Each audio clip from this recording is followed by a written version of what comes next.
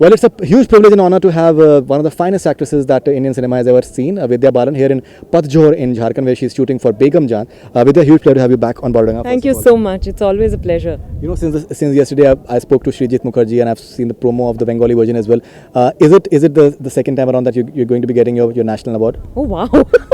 आपके मुंह में घी शक्कर इंशाल्लाह. Yeah, it is a very interesting character. It's a very powerful character. I think for me, Begum Jaan really defines or probably personifies feminine power in its various aspects, or in its various facets, whether it's compassion or wrath or sensuality. In every way, she's just the most consummate woman I have played. When I saw the film, I was blown. She was beckoning, for me to play her. Yes, and she's done a fabulous job. But I saw the film once and I let it be because I wanted to, live her the way I could best. Absolutely. And Srijit was also on board. So I didn't revisit the film, but it is an extremely challenging, demanding, aggressive character.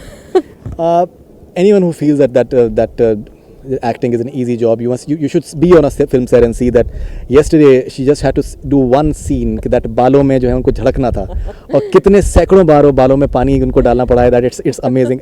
How do you do that with honestly, for me the mere fact that इतनी बार आप पानी डाल रहे होगे, that in itself must have been something. No, that of course was a beauty shot, and it was more like, it was a start of a day in the life of Begum Jaan. So she's just washed her hair and she's, getting rid of the excess water and stuff like that. But so he beautified it, which is why we were, I think, attempting to get it as beautiful as possible.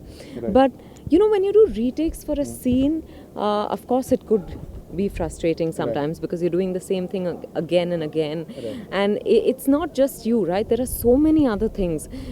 Other actors, it could be the camera, it could be the focus puller, something or the other. There are so many variables which could go wrong and which would require retakes.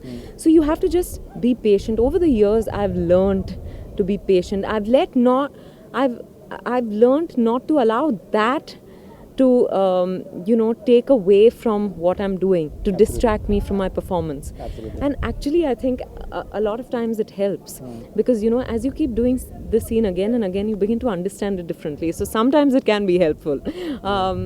I quite enjoy the process, honestly. Fantastic. Okay, now I believe you have to do a voice modulation, a different sort of voice modulation, everything. It's got to be more gruff and in a way more powerful. Yeah, Begum Jaan actually smokes the hookah.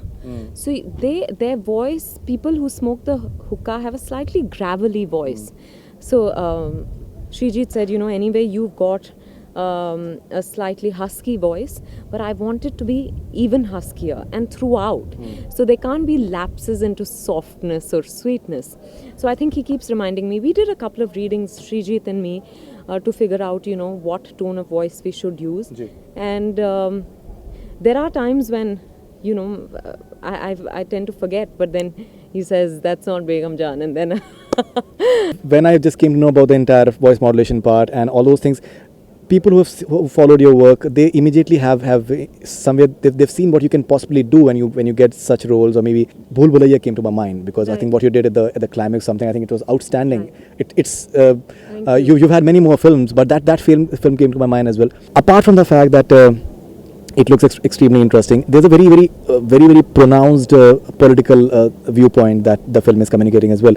In fact, Srijit was telling me that the way the line was drawn and the way without asking people the entire thing happened, there were letters to the editor which were coming in that you guys never asked us and just decided on your own. Yeah, exactly. How do you feel that this because often these things, boundaries are political. Not often, they're always political. And your civilians get drawn into it for no rhyme or reason. A lot of them lose lives, they lose their homes, and they lose their identities. I think that's what Begum Jaan is about. Because what's very interesting is that, yes, it's set at the time of partition, but it's set in a whorehouse through which the Ratcliffe line ran. And it's so interesting because at one point you're wondering whether, acha, if the line ran through it, that means Adha Hindustan, Adha Pakistan. How ridiculous is that? You know, so there was, I think it's not just about partition, but a lot of these decisions which are divisive are political, and I think very few people are really responsible for it, and we're made to believe that it's for our good. I'm not entirely sure. Of course, Millions died for it.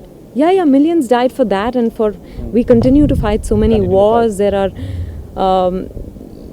border wars that are being fought all the time. I don't know.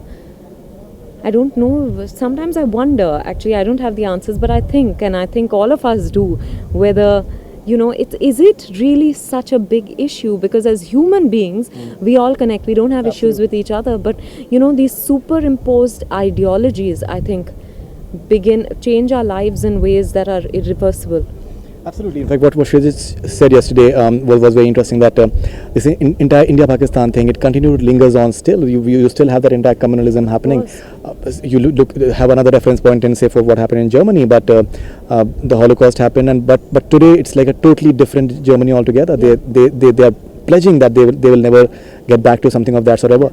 Why is it that India hasn't learned? Or maybe Pakistan, India-Pakistan, they've not learned. I think because when... I don't know, really. I don't know why. Maybe because we're such a big country and our population is huge. Right. And therefore, it becomes very difficult to have a unified voice. Right. So I think there are many dissenting voices all the time. Maybe that's the reason. I don't really know. Okay. I was reading about Because you. again, coming back to the Hindu-Muslim thing, on a one-on-one, we're absolutely okay with each other. Never happens. But No one it even gets thinks about it. fueled by some political ideology somewhere where we then begin to personalize that ideology. I'm not sure we really believe that. Absolutely, 100%. I was reading about you, and I found it surprising that I've spoken to you so many times, but somehow I didn't maybe look at that aspect. I noticed that when you started off, you had these offers in Malayalam. You were actually doing a Malayalam film, quite a few Malayalam films, and things happened. You were also supposed to do Tamil film, and they didn't work out. In fact, you were also called jinxed at that point of time. I found it fascinating, and the sort of transformation that you did after that. How do you look at that particular phase of yours, that when you had all those things coming in, which I'm sure that must have been like really, really tough in a way? No, it was very tough. It was very disheartening. I think I was a very angry person for a very long time. I think I'm still dealing with that anger of rejection, because that's not easy. At some level, you deal with it, especially as an actor, as a public figure who's being watched all the time. You know how to rein it in and not to let it show. But at some point, I think it gets the better of you. So I've carried, I think I have had this anger for a long time. But I think the more I talk about it, the more I heal. I found it very interesting. Because, that in itself, like, I think it's worthy of like a story or something like that, because I believe you had 6 films in Malayalam. I had 12 films that, when I say I'd been signed on, in those days they used to not sign contracts, like 10, 11 years ago. So they were all verbal commitments, but I was committed to doing around a dozen films. At least conversations were going on. They were at different levels. And I remember at that time there was complete disbelief. I lost faith in myself as an actor. I questioned myself as an actor, but I think the burning desire to be an actor overpowered everything else. And that's what's gotten me so far. But not to say that I've not felt, hurt or disappointed or felt at a loss, felt like I can't go on anymore, all those things. But I think I just channelized my energies to get ahead. And I thought I dealt with it. But, I think it's taken me a long time to actually get over it. Absolutely. You did music videos after that, and many remember those music videos. Mairi is still very, very clearly. Kabhi Aana Tu Meri Gali. Ji. I'm sorry, with Euphoria, it gets confusing. Now, another interesting thing is that taking off from what you just said, there was when Kahani just came out, and you were being called the fourth Khan, and all those things were there.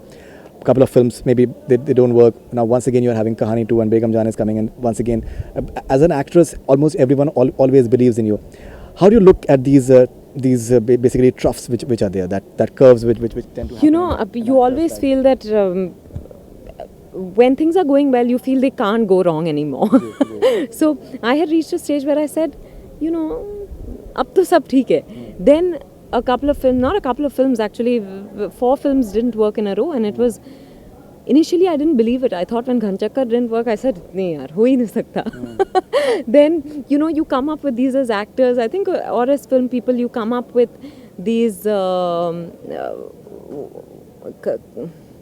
what is the word, conspiracy theories, and then you want to believe them because you can't believe that your work has not been appreciated. Then there are, besides that, you know, there's a persecution complex, and you feel that why is it, oh, is it because I'm so successful that, you know, people are wanting to bring me down? No, it's because people didn't like the film, they didn't connect with the film in some way, and you're part of the film. So, you know, it affected me a lot, but I think now with experience what has happened is I've begun to express. When something bothers me, I cry, I scream, I rant, I keep to myself, I get over it. Only then can I move on. Because I've also realized that nothing is the end of the road.